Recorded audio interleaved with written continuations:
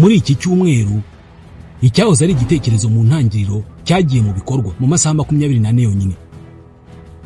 Ku itariki ya 17 n'iya 18 muri uko kwezi kwa gatatu, Niger, Burkina Faso na Mali, ibihugu bitatu bihuriye mu muryango uhuza ibihugu byo muri Sahel AES, byafashe icyemezo cyo gusezera burundu mu muryango mpuzamahanga uhuza ibihugu bikoresha igifaransa OIF, umuryango washyizweho n'ibihugu bihuje ururimi rw'igifaransa.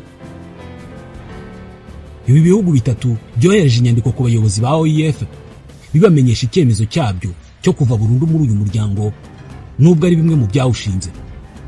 Niger, Burkina Faso na Mali byose biyobowe n'abasirikare bimaze igihe byarashyiriweho ibihano byo guhagarikwa mu miryango mpuzamahanga ndetse n'imiryango y'akarere kubera byashinzwe guhagarika no kubangamira mu buryo butunguranye inzira ya demokarasi muri ibyo bihugu. Gusezera kw'ibi bihugu muri uyu muryango ntabwo byatunguye abantu, kubera ko kuva ibyo bihugu byava mu muryango wa CEDEAO bikishingira uwabyo wa AES, byakunze kunenga iyi miryango mpuzamahanga yashinzwe n'abanyaburayi n'abanyamerika, ndetse bikagaragaza ko ibihugu bikibarizwamo ari ibihugu bigisa n'ibikoronijwe.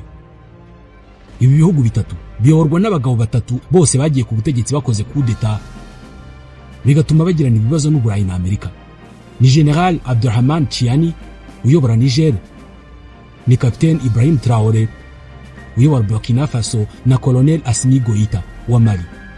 Ku itariki ya 6 y'ukwezi kwa karindwi mu mwaka wa 2024 nibwo bwa mbere aba baperezida batatu bakoze inama ya mbere y'uyu muryango wabo mushya.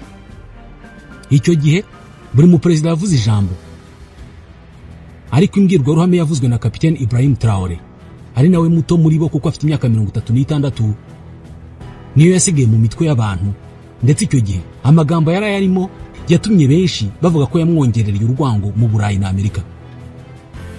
Umugabo uzwiho kutavugirwamo no kuvuga imbwirwaruhame zikomeye cyane. Kuri iyo tariki yavuze imbwirwaruhame yuzuye amagambo yatumye benshi bemeza ko izamuteza ibibazo n'abanyaburayi n'abanyamerika, kandi benshi koko bemeza ko ariko byagenze. N'uyu munsi iyi mbwirwaruhame abantu baracyayivuza iyo bashaka kumva amagambo akomeye yihaniza abanyaburayi. Aba bagabo batatu bayobora Mali, Niger na Burkina Faso bahuriye mu nama ku nshuro ya mbere mu murwa mukuru Niamey muri Niger. Hari mu gushimangira iri huriro bashinze mu mwaka wa 2023 biturutse ku kwamaganwa n'ibindi bihugu baturanye byo mu muryango CEDEAO. Aba basirikare bafashe ubutegetsi muri Mali, Burkina Faso na Niger hagati y'umwaka wa 2020 n'2023 mu rukurikirane rwo guhirika ubutegetsi bwariho. Ibyo bihugu byose bitatu ubu biri mu ihuriro ry'ibihugu byo mu karere ka Sahel cyangwa se Alliance des États du Sahel AES. Ni ibihugu byibasiwe n'urugomo rw'intagondwa zigendera ku mahame akaze yitirirwa idini ya Islam. Iyi ni nimwe mu mpamvu aba basirikare bavuze ko yabateye guhirika ubutegetsi bwariho mu bihugu byabo kugira ngo bahangane n'icyo kibazo. Mu kwezi kwa mbere mu 2024 ibi bihugu byose byatangaje gahunda yo kuva muri CEDEAO. Ubwo bakoraga inama ya mbere y'umuryango wabo mushya AES, dore imbwirwaruhame ya Ibrahim Traoré: ni ibyishimo byinshi n'icyubahiro gikomeye kuri twe kongera kwisanga Niamey uyu munsi ku itariki ya 6 y'ukwezi kwa karindwi umwaka wa 2024, umunsi w'umugisha, itariki izahora yibukwa. Mbere ya byose dutura ishimwe Imana yatumye uyu munsi ugera. Turayishimira ku byo yadukoreye byose kugera ubu no kubyizakomeza gukorera abatuye ibihugu bigize AES.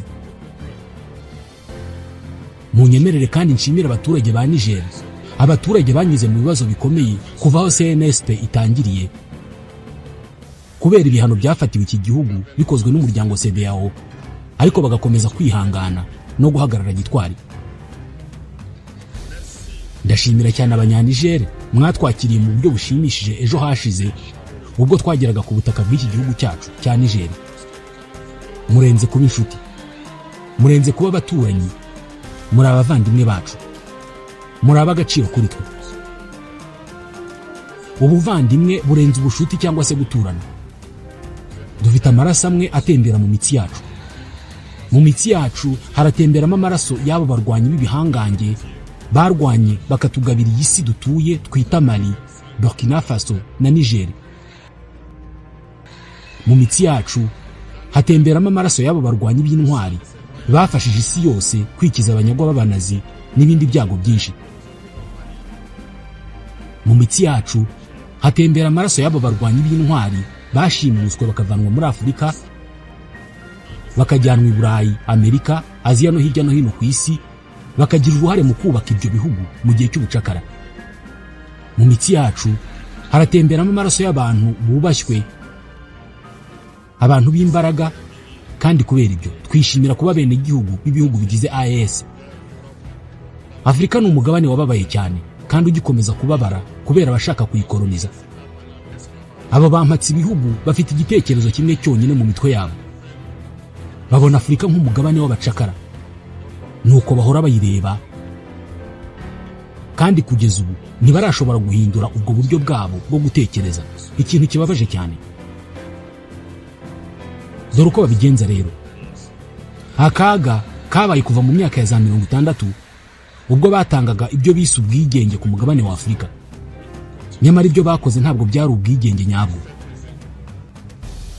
ahubwo bashyizeho abagaragu babo b'imbere babita abayobozi, ariko mu by'ukuri babashyize ku ntebe kugira ngo bakomeze kuyobora Afurika nk'aho ari intara zabo ziri kure, bakomeze kuyungukiramo. Abo bagaragu b'imbere muri Afurika rero, abo twakwita abacakara bo mu nzu y'umutware,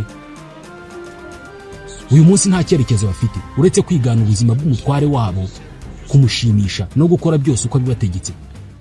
Bariba, basahura ibihugu byacu, maze bakajyana ibyo bibye byose kwa shebuja, aho ubutunzi bwabo bwose bubikwa. Bakora uko bashoboye kose kugira ngo babeho nk'umutware wabo kandi bakomeze kumushimisha. Iyo shebuja ategetse, bo bahita bumvira nta kujijinganya. Ni abantu badafite agaciro, badafite imyitwarire myiza, badafite uburanga bwabo bwite. Ariko shebuja wabo bacakara kuva kera yahoraga bamenya neza. Bamaze igihe biteguye kugambanira abavandimwe babo kugira ngo bashimishe shebuja. Batugambaniye kuva igihe ubwigenge bwatangiraga, kandi abandi baracyakomeje kutugambanira kugera n'uyu munsi ku nyungu zabo bakorera. Abo bantu uko iminsi igenda ishira bakomeza gukora uko bashoboye kose, nubwo bahura n'imbogamizi nyinshi mu gufasha ba shebuja gukomeza gukandamiza no gufasha shebuja gusahura Afurika. Buri mwaka mu bushakashatsi bwabo bw'ubukungu bahora bavuga ko Burkina Faso ari igihugu gikennye, ko Mali ari igihugu gikennye, ko Niger ari igihugu gikennye. Badushyira ku mwanya w'inyuma mu bipimo byabo. Ariko se niba turabakene koko nk'uko babivuga, kubera iki gihe cyacu cyo kwifatira inshingano cyageze tugasaba abo batware kutuvira mu bihugu bakanga kugenda? Dufashe nk'urugero rwa Niger. Kuva mu myaka irenga 40 ishize, ibihugu bimwe bicukura muri Niger uranium yo gukoramo amashanyarazi yo gucana muri ibyo bihugu. Kuva Ottawa kugera i Paris, imihanda ibicanye ifite urumuri rwose ruhagije, ariko muri Niger ni umwijima w'icuraburindi. Iyo ugenze hirya no hino mu bihugu byacu, ubona uburyo ubutaka bwacu bwasamye, bwuzuye imyobo kubera uburyo bahacukura bashakisha amabuye y'agaciro nka zahabu, ariko kenshi ugasanga nta n'umuhanda n'umwe uhari nibura ngo unagere aho bacukura. Ubwo si nyiriwe mvuga ibindi bikorwa remezo by'ibanze. Ngiyi impamvu yatumye twivumbagatanya tugahitamo gufata icyerekezo cy'ibihugu byacu mu biganza. Hari izindi ngero nyinshi nk'izo, ariko nyamara ubwo twafataga icyemezo cyo gukurikirana ibintu byacu, bamwe mu bacakara b'ibyo bihugu batangiye kutwegera baduha ubutumwa bw'abatware babo. Kubera ko baremye uruhererekane rw'iyo mikorere guhera ku gasongero ka leta zacu, twebwe twamaze guca urwo ruhererekane. Ibyo rero ni ibintu bitihanganirwa kuri bo. Izo ntumwa zabo rero zaraje ziratwegera zidusaba gusubira mu murongo w'abandi bacakara, ngo kugira ngo tujye mu zindi ncabwenge zigomba kuyobora Afurika. Nibyo bafite incabwenge zigishijwe, ariko nanone zakuwemo ubwenge, zigomba gukurikirana ibyo bavuga kubera ko ziri muri urwo ruhererekane. Twebwe twarabyanze rwose, twanga kwinjira muri uwo murongo. Aho rero niho hahereye ubushyamirane. Bahise bohereza abacanshuro mu bice by'iwacu. Aba aja babo baramanuka buzura Sahel, batangira kugaba ibitero by'ubunyamaswa kandi by'ubugwari, bica abaturage bacu bagamije kubasunikira kwivumbagatanya. Usibye ibyo bitero ku baturage, banagabye ibindi bitero bishingiye ku makuru, batangira gukwiza ibihuha no kuyobya amakuru y'ukuri. Gusa abaturage ba Sahel bamaze gusobanukirwa, nta na rimwe bazongera kuyobywa. Bazi aho bava, bazi ibyo bakora, kandi bazi aho bagana. Ibyo bintu ntabwo tuzongera kwemera ko bibaho. Uyu munsi abantu barakangutse, atari ku nyungu zacu gusa, ahubwo ku nyungu z'ibisekuru bizaza. Mwarakoze mwese kubw'uru rugamba mwemeye kurwana. Ibi ntabwo bikituriza, ntabwo tuzongera guhinda umushyitsi. Tuzarwana nabo, tuzaharanira ubwigenge bwa nyabwo. Mu gutera ubwoba abaturage ba AES, abo bantu icyo basigaranye bahorana amagambo atatu mu kanwa kabo: demokarasi, ubwisanzure n'uburenganzira bwa muntu. Birumvikana inzego zabo z'imbere mu bihugu byabo zitorwa binyuze muri demokarasi isesuye kandi inyuze mu mucyo, hashingiwe ku ndangagaciro zabo. Nta gitangaza kirimo kuba bashaka kubidusunikiramo, kubera ko nibo bashyiraho ayo mahame. Sawa, twebwe twafashe icyemezo cyo kwifata mu biganza. Ngiyi impamvu igihe Niger yafataga icyemezo cyo guhindura paje, abacakara babo bantu bahise burira amafarasi yabo, batangiza intambara ku baturage ba Niger. Aho niho twavugiye tuti uwo ari we wese uzibeshya akibasira Niger azatubona imbere ye, kubera ko tuzarwana intambara itagira impuhwe kugera ku gitonyanga cya nyuma cy'amaraso. Uwo mwanzuro twafashe icyo gihe n'uyu munsi turacyawufite, kandi uzakomeza kugira agaciro n'ejo hazaza kugera iteka ryose. Uku niko AES yavutse ku itariki ya 16 Nzeri mu mwaka wa 2023 mu rwego rwo gushyiraho ubwirinzi bukomeye kandi buhuriweho. Ariko twanasanze ari ngombwa ko twagura tukanakomeza imiterere ya AES. Icyatuzanye uyu munsi ntikigomba gusa kuduhuza mu bijyanye n'ubwirinzi, ahubwo kigomba no kudufasha kwagura ibikorwa byacu mu zindi nzego nk'imari n'ubukungu, ibikorwa remezo, ubuvuzi, uburezi n'ibindi. Ndifuza ko ibi bihe bizaba amateka tuzandika, atari ku bwa AES gusa, ahubwo no ku bwa Afurika yose n'isi yose muri rusange. Imana iha ubwenge n'umucyo buri wese muri twe.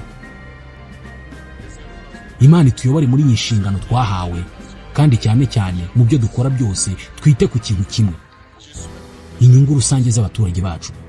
Ku bw'ibyo dusabye Imana kongera kutuba hafi mu mirimo yacu itandukanye. Irinde abarwanyi bacu, kubera ko aribo baduhaye amahirwe yo kuba hano. Dutekereze ku hazaza h'ibihugu byacu. Twongeye gushimira abaturage ba Niger. Mu bumwe kandi mwishyire hamwe, abaturage ba AES. Igihugu cyacu cyangwa tuzatsinda.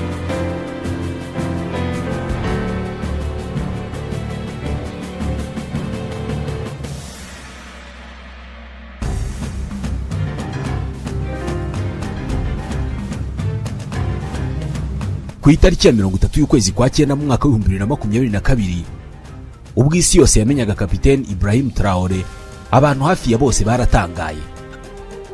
Batangajwe n'uwo musore muto wari uhiritse ubutegetsi muri Burkina Faso.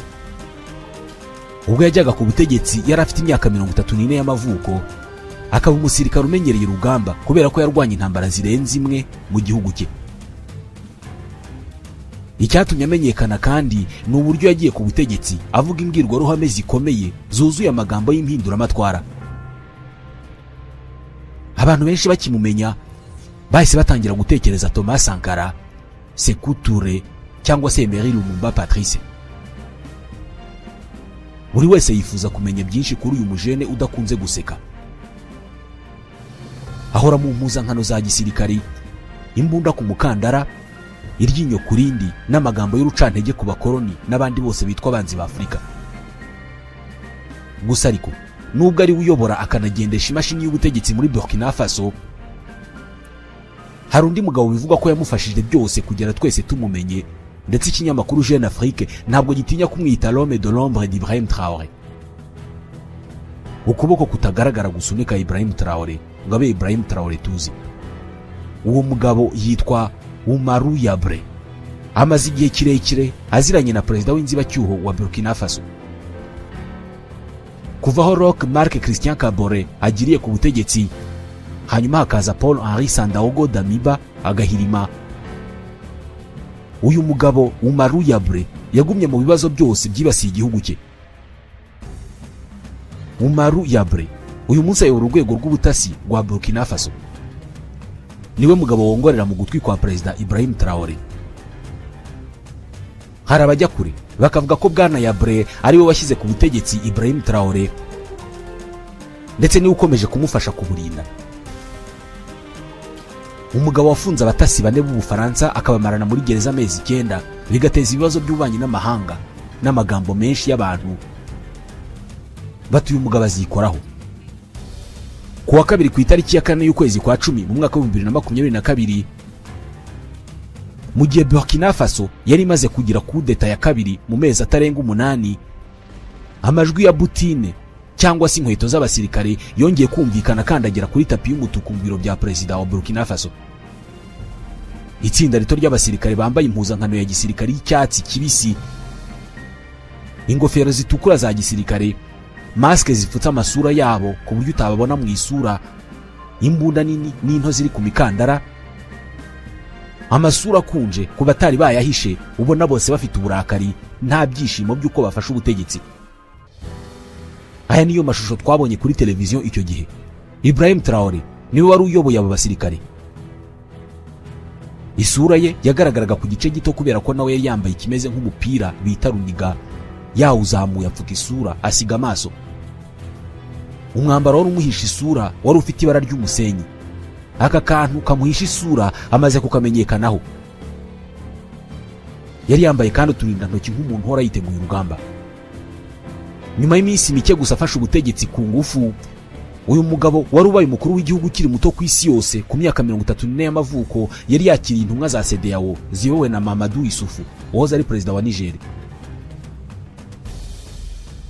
Agakayi gato cyangwa se agakarne mu ntoki, uyu musirikare muto kuri uwo munsi yasimbuje wa mwambaro wa gisirikare ikoti rya gisivile. Kuri urwo ruzinduko rw'abategetsi b'amahanga bari bamugendereye, umujene uherutse kwihirikira ubutegetsi Ibrahim Traoré yicaye ku ntebe y'icyubahiro y'umukuru w'igihugu, ariko inyuma ye gato hari hicaye Oumarou Yabre. Iki cyari ikimenyetso cy'icyizere perezida mushya yari afitiye Oumarou Yabre, bikanagaragaza umwanya w'ingenzi uyu mugabo yari afite mu buyobozi bushya bw'igihugu. Kuri aba basirikare bato b'abakapitene, amateka yatangiye kwandikwa kuri bo mu myaka hafi 10 ishize. Aba bagabo babiri bize mu mashuri atandukanye ya gisirikare, bombi barutanwa umwaka umwe gusa. Bacuditse ubwo bari mu butumwa bw'akazi mu mutwe wa Badenya gatatu i Tombouctou hagati y'umwaka wa 2015 n'2016. Bombi bari abasirikare bo mu butumwa bw'amahoro bwa l'ONU MINUSMA muri Mali. Nubwo bagize inzira zitandukanye nyuma yo gusubira mu gihugu cyabo, bakomeje kugirana umubano ukomeye kugera bafashe ubutegetsi bari kumwe mu 2022.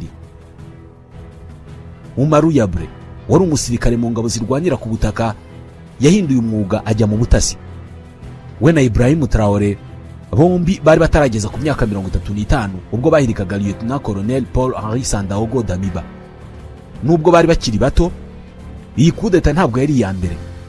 Ibi bintu byo guhirika ubutegetsi ntabwo bari babikoze nk'umwitozo.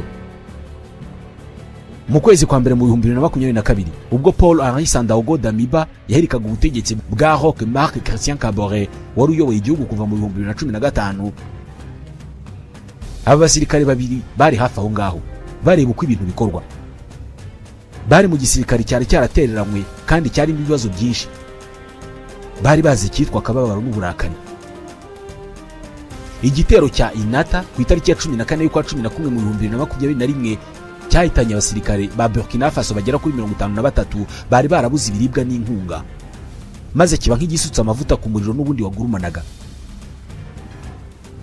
mu burakari bwinshi abasirikare benshi bashakaga gukuraho ubutegetsi bwari bwaratereranye igisirikare cyabo kikoherezwa ku rugamba kidafite ibikoresho bihagije kigiye guhangana n'umwanzi wagendaga yigarurira ibice byinshi byo mu karere ka Sahel. Muri abo basirikare harimo Lieutenant Colonel Damiba. Ariko ntabwo ari we wenyine, hari n'andi matsinda y'abasirikare bigometse akora ukwayo, arimo irya Komanda Karim Suwabo, ubu ngubu uyobora ikigega cy'igihugu gishinzwe guteza imbere imikino n'imyidagaduro, ndetse n'irindi tsinda rya Umaru Yabre. Mbere yo kugaba igitero ku butegetsi bwa Kabore, Lieutenant Colonel Damiba yashakaga guhuza ibi bikorwa byari byateguwe hirya no hino mu gihugu hagamijwe guhungabanya ubutegetsi. Damiba yavuganye na Umaru Yabre, maze Yabre agira inama Damiba yo kwegera undi musirikare utari wishimiye ubutegetsi, Ibrahim Traoré. Nubwo atari umwe mu bayoboye ihirikwa ry'ubutegetsi bwa Damiba, Yabre yagize ijambo rikomeye cyane mu gihe cy'inzibacyuho. Yari umudepite mu nteko ishinga amategeko y'inzibacyuho ya Burkina Faso, aho yari yarashyizwe na Perezida Sandaogo Damiba. Ariko ububasha bwe bwinshi bwagaragaraga inyuma y'amarido. By'umwihariko yari hafi y'abaterankunga b'igisirikare cyari giherutse gufata ubutegetsi, igisirikare cya Damiba. Yari azi neza aho amafaranga yaturukaga. Kubera ko yari amenyereye inzego z'ubucuruzi, Umaru Yabre yari umwe mu bantu bavuganaga n'umukire ukomeye cyane, Mahamadou Bankungu.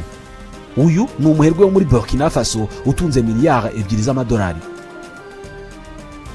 Uyu yafashije cyane igisirikare cyahiritse ubutegetsi bwa Roch Marc Christian Kabore. Uyu rero Yabre bari baziranye bya hafi. Mu ihirikwa ry'ubutegetsi, uyu muherwe wakuye miliyari nyinshi z'amasefa mu bwubatsi yegereye cyane igisirikare cya Damiba, aho umuyobozi w'ibiro bya President Prosper Basole yahoraga ari kumwe nawe hafi buri munsi.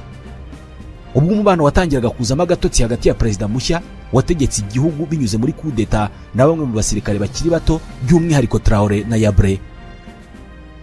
Uyu muherwe ufite ikigo kizwi cyane cyitwa Ebomaf yakomeje kugirana umubano n'abo basirikare bakiri bato. Bankungu yashoye imari nyinshi cyane muri ubwo butegetsi bushya bwari buyobowe na Sandaogo Damiba. Ariko igihe umubano we n'aba bajene watangiraga kuzamo agatotsi, umuherwe yahisemo gushyigikira urwo rubyiruko kugira ngo atazahomba. Ibi ni byasobanuwe n'umwe mu bantu bazi neza iby'ubutegetsi bw'igisirikare muri Burkina Faso. Ariko nubwo yari afitanye ubushuti bukomeye n'abahiritse ubutegetsi, ibintu ntabwo byarambye. Bankungu wari warabaye nk'uhagarariye ubutegetsi bwa gisirikare mu biganiro n'isosiyete yo muri Turukiya ku bijyanye no kugura indege zitagira abapilote, drone. Yahise atakarizwa icyizere nyuma y'amezi make Traoré afashe ubutegetsi.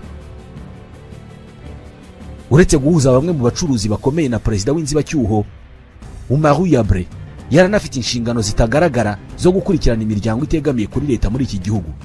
Ibyo bikorwa byo gukusanya amakuru yatangiye no kubikora kuva ku gihe cy'inzibacyuho ya Damiba. Icyo gihe yari akuriwe na Komanda Victor Kouagri Tankoano, wahoze ayoboye umutwe w'ingabo wa 22e Regiment mu ngabo zirwanira ku butaka ahitwa Gawa. Yari umwe mu bari hafi ya Damiba. Mu buyobozi bwa kabiri bwa Mouvement Patriotique pour la Sauvegarde et la Restauration, MPCR, ariryo zina ry'ubutegetsi bwa Traoré, Yabre yarushijeho kugira ijambo rikomeye. Akomeza gukurikirana ibyabaga mu miryango itegamiye kuri leta kugira ngo arebe niba nta matsinda y'inyeshyamba yavuka mu baturage. Gukurikirana no kuneka imiryango itegamiye kuri leta ni ibisanzwe Ouagadougou. Iyi mikorere ngo yagiye ishyirwaho n'ubutegetsi bwagiye busimburana, cyane cyane nyuma y'ihirikwa rya Blaise Compaoré mu 2014, ihirikwa ryatewe n'imyigaragambyo ikomeye y'abaturage. Nyuma y'iyi mpinduka hashyizweho urwego rutazwi muri rubanda rushinzwe gukurikirana ibikorwa by'iyo miryango itari ya leta. Muri urwo rwego, Umaru Yabre ukomoka ahitwa Zabre hafi y'umupaka wa Ghana afite ubunararibonye buhagije muri iyo ngingo. Kugera ubwo ubutegetsi bwahindukaga mu 2022, Yabre yari akuriye ishami rishinzwe ubutasi muri Agence Nationale de Renseignement ANR, ikigo cy'ubutasi cyashinzwe mu gihe cya Kabore. Nyuma yo gufata ubutegetsi kwa Ibrahim Traoré, Bwana Yabre niwe wagizwe umuyobozi mukuru w'iki kigo. Mu ntangiriro y'akazi ke muri izo nzego mu 2017, Umaru Yabre yarigaragaje cyane ku buryo François Ouedraogo wari ukuriye ubutasi icyo gihe yamwegereye amuba hafi cyane. Yabre ni umusirikare ushishoza cyane, uzi kwigarurira icyizere cy'abamukuriye, niko byavuzwe n'umwe mu bahoze bakorana nawe muri Agence Nationale de Renseignement.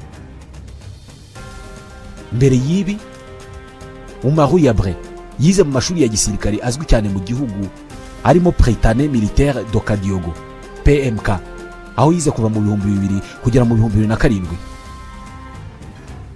Nyuma yaho yakomereje amasomo ye muri Institut Burkinabé des Arts et Métiers IBAM i Ouagadougou. Hanyuma akomereza mu Bufaransa muri École Spéciale Militaire de Saint-Cyr, aho yasoje amasomo ye mu 2013 mu bijyanye n'imiyoborere n'imibanire mpuzamahanga, ariko yari afite amanota adahagije cyane. Yanasoje amahugurwa muri École Nationale de Sous-Officiers d'Active ENSOA muri Burkina Faso. Mu ntangiriro yari umusirikare w'ingabo z'imbere mu gihugu, ariko yihutiye kwimukira mu butasi. Ni muri urwo rwego yakoreye amahugurwa ye ya mbere hamwe na Sizore Abdul Kader Ouedraogo, wari umupilote mu gisirikare, akaba yari umwe mu bantu ba hafi ya Damiba. Yagiye azamurwa mu ntera buhoro buhoro kugera aho yabaye umuyobozi w'ishami rishinzwe ubutasi bwihariye, igice cyihariye kibanda cyane ku mitwe y'iterabwoba n'abantu bakekwaho kurifasha. Ubwo igisirikare cyafataga ubutegetsi, ibiro by'ubutasi byatangiye kwita cyane ku batavuga rumwe n'ubutegetsi. Umaru Yabre wagizwe umuyobozi mukuru wa Agence Nationale de Renseignement asimbuye Lieutenant Colonel Mahamadi Bonkungu binyuze mu iteka rya perezida ryo ku itariki ya 13 y'Ukwakira mu 2022. Niwe wagiye ku isonga mu guhiga w'ubutegetsi bwitaga abanzi b'igihugu. Service z'ubutasi zabaye igice cy'ingenzi cyane cy'ubuyobozi bwa Ibrahim Traoré, washingiye imbaraga ze zose ku kugenzura abaturage no guhana abakemangwa n'ubutegetsi bwe. Ku butegetsi bwa IB nk'uko bamwita, habayeho gufunga abantu, kubahatira kwinjira mu gisirikare ku ngufu no gucecekesha abavuga ibitagenda. Nubwo bimwe mu byaha birimo nko kurigisa abantu byitirirwa igisirikare gishinzwe kurinda perezida kiyobowe na Lieutenant Aziz Pakmogda, cyane cyane mu guhiga abo bakekaho gushaka kumuhirika. ANR arirwo rwa rwego rw'ubutasi bivugwa ko arirwo rwihishe inyuma y'ibura ry'abantu benshi. Umaru Yabre yarushijeho kugira ububasha bukomeye cyane, by'umwihariko ku itariki ya 24 y'ukwezi kwa 12 mu 2024, ubwo perezida IB yamugiraga perezida wa Conseil National pour la Sécurité d'État CNC, urwego rushya yashyizeho.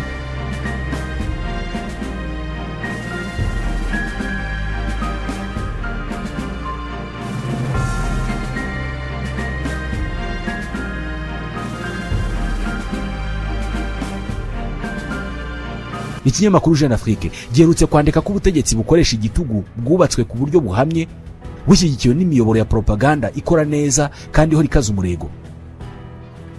No muri uru rwego Umaru Yabre naho ngo ari ku isonga. Mu gihe yari asanzwe akurikirana ibikorwa byo kugenzura imiryango itegamiye kuri leta, uyu musirikare ashobora kuba afite ijambo rikomeye cyane mu gucunga ibice by'abashyigikiye leta ya IB, haba mu baturage nyirizina no ku mbuga nkoranyambaga.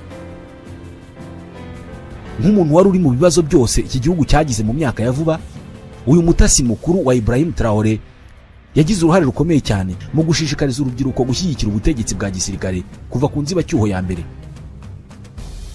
Afatanije na Sanu Sosten Williams wari ushinzwe iby'ubutegetsi mu nteko ishinga amategeko ku butegetsi bwa Damiba, ndetse ubwo bakaba ari umujyanama wihariye wa Perezida Traoré mu bibazo by'urubyiruko, Yabre akora uko ashoboye kose kugira ngo akomeze ubukangurambaga mu itsinda ryitwa Wayanze. Abagabo n'urubyiruko rushyigikiye ubutegetsi bategurirwa kugira icyo bakora igihe icyo ari cyo cyose hagira igihungabanya umutekano w'igihugu i Ouagadougou.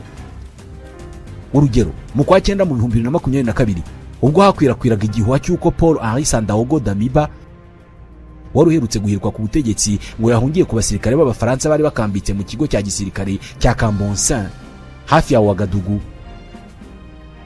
Wayanze bahise basohoka mu ngo zabo bajya mu mihanda, bajya gushyigikira ubutegetsi bushya.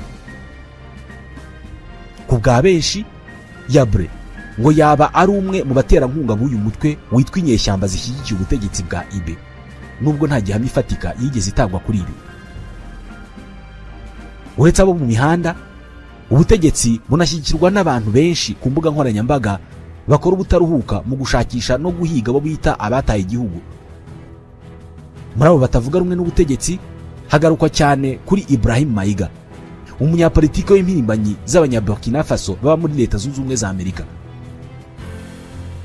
Indi ntwaro ya propagande ni page yitwa Anonymous Elite Alpha, ikoresha ibirango by'abajura b'amakuru yo kuri internet bitsinda Anonymous, ariko ntabwo ari igice cy'iryo tsinda cya nyaryo.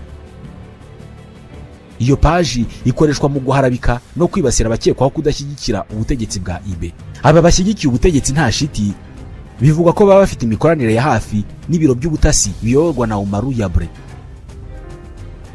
Uyu mugabo ashobora kuba ari we muntu uzi byinshi kurusha abandi bantu bose bo muri Burkina Faso. Afite impamvu nyinshi zituma agira ijambo rikomeye muri iki gihugu. Afite uruhare rukomeye cyane mu guhuriza hamwe imiryango itegamiye kuri leta, abacuruzi bakomeye ndetse n'abanyapolitike kugira ngo bashyigikire Ibrahim Traoré.